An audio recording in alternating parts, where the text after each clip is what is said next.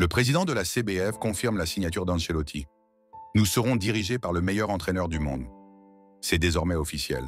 Après de longs mois d'attente, de rumeurs, de négociations et de silence stratégique, la Confédération brésilienne de football, la CBF, a mis fin au suspense. Carlo Ancelotti, entraîneur du Real Madrid, deviendra bel et bien le prochain sélectionneur du Brésil. Une annonce historique qui vient confirmer ce qui n'était jusqu'alors qu'un accord en coulisses évoqué par les médias depuis plus d'un an. La nouvelle a été officialisée par la voix d'Ednaldo Rodrigues, président de la CBF, qui a tenu à s'adresser au public brésilien avec solennité et reconnaissance. Avant tout, je tiens à vous exprimer ma profonde gratitude pour votre patience et votre soutien tout au long de ce processus, a-t-il déclaré dans un discours soigneusement préparé. Puis, d'un ton ferme et enthousiaste, il a lâché la bombe que tout un pays espérait entendre. C'est avec une immense satisfaction que j'annonce un renfort exceptionnel. L'équipe nationale brésilienne, la plus titrée de l'histoire du football mondial, sera dirigée par le meilleur entraîneur du monde, l'Italien Carlo Ancelotti. Avec cette déclaration, la CBF tourne une nouvelle page de son histoire. Un choix stratégique, réfléchi et ambitieux, motivé par un objectif clair. Redonner à la sélection son aura, son respect et surtout sa capacité à régner de nouveau sur le monde du football. Après les échecs successifs en Coupe du Monde et la perte de domination en Amérique du Sud, le Brésil veut se reconstruire autour d'un homme d'expérience, un tacticien au palmarès inégalé. Une annonce forte, solennelle, qui reflète à la fois l'ambition retrouvée de la CBF et la stature du technicien italien. Carlo Ancelotti, à la tête du Real Madrid depuis plusieurs années, connaît une sortie difficile. La saison 2024-2025 aura été celle de trop, marquée par une série de désillusions historiques. Une campagne cauchemardesque pour les Merengues, sans aucun trophée, ponctuée par 4 défaites sur 4 face au grand rival du FC Barcelone en Clasico et une élimination cruelle en quart de finale de la Ligue des Champions face à Arsenal. Ce contexte extrêmement pesant a fini par précipiter la fin d'un cycle exceptionnel. Et c'est précisément à ce moment de rupture que le Brésil frappe fort. Ils ont opté pour Ancelotti avec un objectif clair, la Coupe du Monde 2026.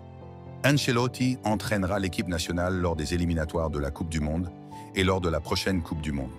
Doté d'un esprit de gagnant, il est le seul entraîneur de l'histoire du football à avoir remporté 5 Ligues des Champions et les 5 grands championnats européens, a poursuivi Ednaldo, soulignant l'unicité du palmarès d'Ancelotti. La première convocation du sélectionneur italien interviendra le 26 mai, dans une atmosphère d'attente et d'excitation immense. Le Brésil entre donc dans une nouvelle ère, guidé par une figure respectée, méthodique, connue pour son calme légendaire et son approche humaine de la gestion d'un groupe. L'espoir d'une transformation profonde est palpable. Ednaldo Rodrigues n'a pas manqué d'exprimer sa reconnaissance envers le Real Madrid, déclarant « Je tiens également à remercier tout particulièrement le président du Real Madrid, Florentino Pérez, et José Angel pour leur compréhension, leur dialogue et leur soutien qui ont rendu cette transaction possible. Notre nouveau commandant prendra ses fonctions prochainement. » Carlo Ancelotti honorera donc son engagement avec le Real Madrid jusqu'à la fin de la Liga. Malgré une saison sans saveur, vidée de son éclat par l'accumulation des échecs. Une fin de cycle douloureuse, mais assumée, à la hauteur de la stature de l'homme qu'il est. Il partira avec élégance, comme il est arrivé. L'arrivée de l'Italien à la tête de la sélection brésilienne a été saluée dans tout le pays comme une victoire symbolique. Un acte de foi, un rêve longtemps caressé, enfin concrétisé. La presse brésilienne s'est emparée de l'information avec une ferveur rarement vue ces dernières années.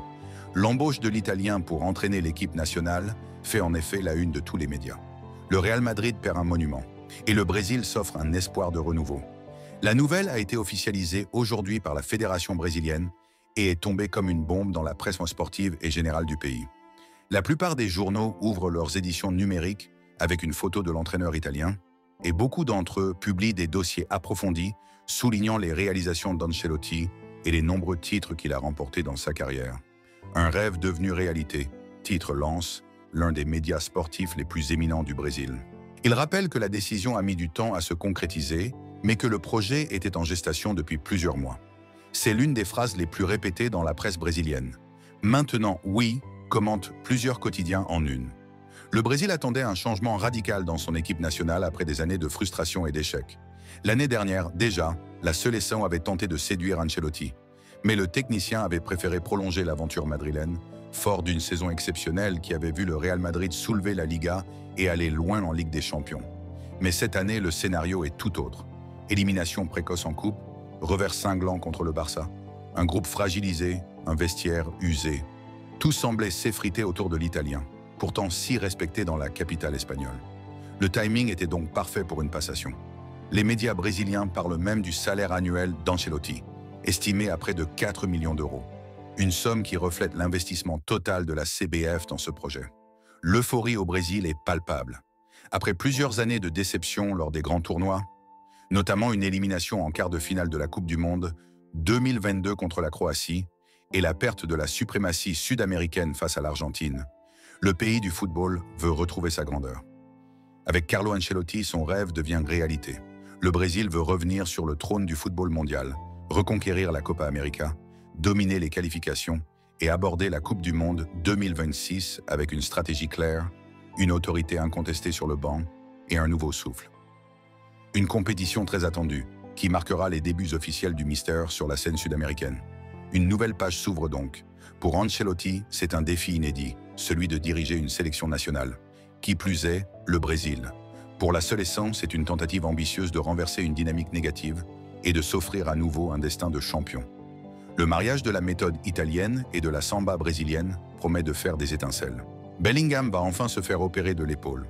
Blessé à l'épaule depuis le 5 novembre 2023 face au Rayo Vallecano, Jude Bellingham va enfin passer par la case opération. Reste à savoir si cette intervention chirurgicale aura lieu avant ou après le Mondial des clubs 2025, prévu du 15 juin au 13 juillet. Cette saison, en plus des difficultés internes et sportives auxquelles le Real Madrid doit faire face, l'infirmerie du club a été complètement débordée. Pas moins de 17 joueurs ont été touchés par une blessure. Et cela, sans même compter les gènes physiques rencontrés par d'autres. Parmi eux, Jude Bellingham. Depuis plus d'1 an, il joue avec une gêne constante, due à une mauvaise chute sur son épaule gauche en début de saison dernière. Au sein du club, on avait refusé qu'il se fasse opérer, car une telle intervention l'aurait éloigné des terrains pendant plusieurs semaines, voire plusieurs mois. Et pire encore pour l'Anglais, une opération l'aurait privé de l'Euro.